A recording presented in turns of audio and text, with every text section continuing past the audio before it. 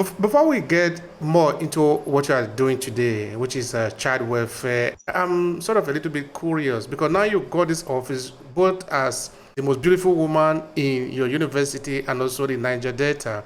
These are power accompanied with money, like you said. Tell me, what did you do with this money and the influence that you have in some specific way? Okay, one of the most important thing I did is if you go to the University of Calabar, the female hostel, I did one or two renovations there that still stands. And I can't really remember, but I know I did projects that in such a way that I was awarded by the student union government then. I was awarded for I think it was called Award for Humanitarian Services or Award for Service, something like that. And then I moved further to establish my NGO called Sweetest Kiddies Empire that over the years has blossom into seven arms. We have Sweetest Kiddies Spelling Bee that has been on since 2015.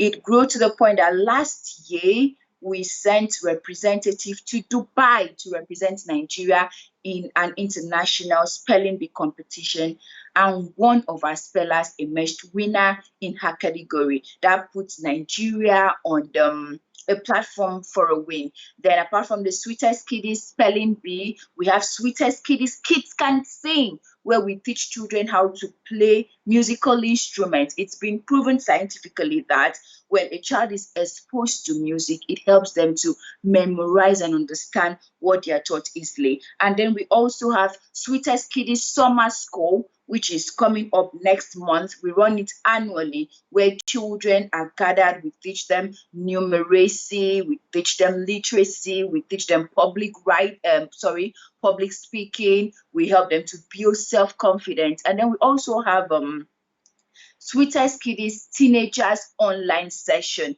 This is where we tell parents, allow your kids, those that don't have phones, give them your phones within this time and this time of the day. We're going to talk to them, we're going to counsel them, we're going to hear their fears and prefer solution to the problem, because we know teenagers these days have so much pressure, so much peer pressure on them, so much societal pressure, so much family pressure. So we make out time in Sweetest Kiddies Empire through Sweetest Kiddies Teenagers Online Engagement Session, whereby anywhere a child is in Nigeria, anywhere a child is in the world, the parents can connect them to us, and then we counsel them on any situation they might be having issues. And trust me, teenagers have a lot and lot of questions. Some of them, if you hear them, you would feel so much sympathy for the teenagers of today. And then we have Sweetest Kiddies Poetry Competition, where we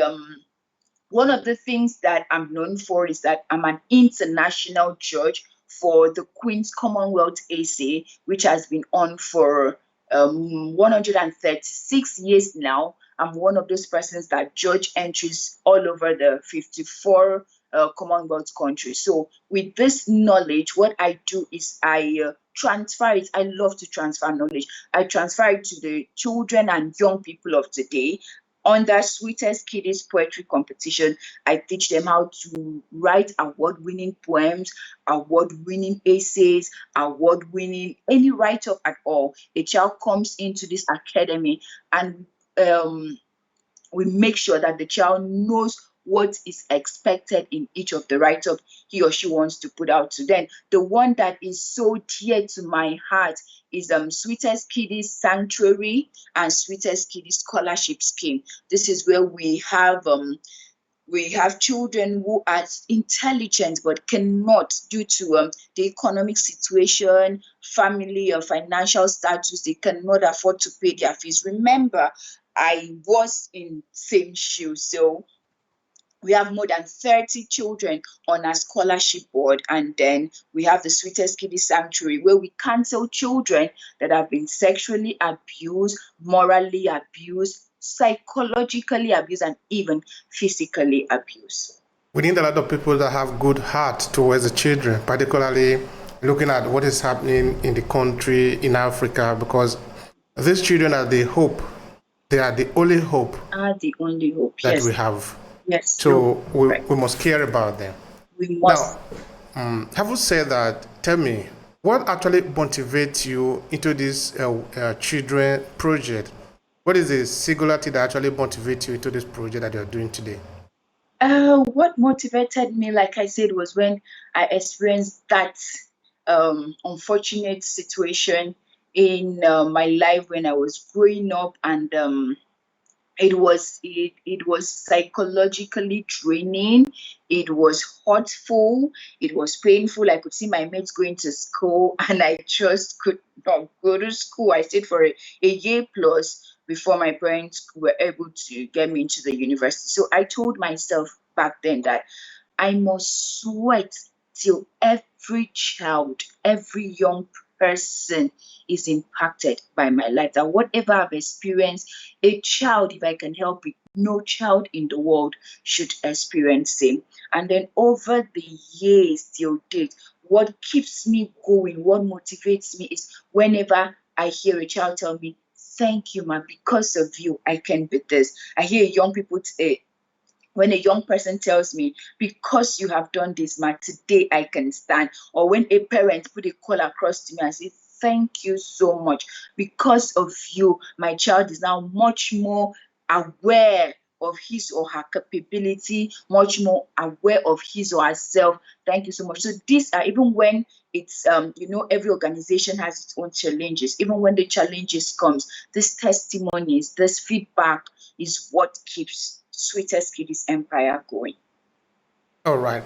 For people who do not have a clear understanding of what children's welfare is, because that is one of the things we are talking about today, can you give us a description? Can you define it? Because this is the sector where you work. Okay, to make it very easy and simple so everyone can follow, everyone can understand, I'll put it in very simple words that a child welfare or children's welfare means ensuring that every child, every single child has access to quality education, have access to shelter, has access to food, has access to healthcare, and very importantly, everything about that child is taken care of.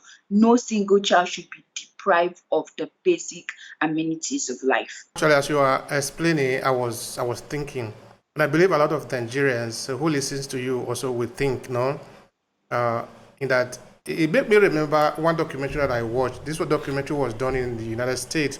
It was titled "No Child Left Behind." Actually, I think they even proposed a B on it, and looking at the African American children, some of whom have not been taken along, no, because of how the system is set up and all that.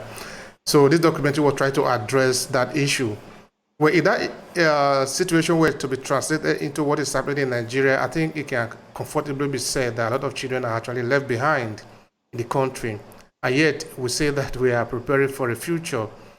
Well, in that line, what can you tell me in terms of child welfare programs in Nigeria? What is available and what is working? Okay, when in terms of child welfare in Nigeria, like you have rightly pointed out, the Nigerian child, the population of the Nigerian child left behind is alarming. Just 2 weeks ago, UNICEF released a data that we have Nigeria as a country has the highest number, running into millions and millions of out of school children.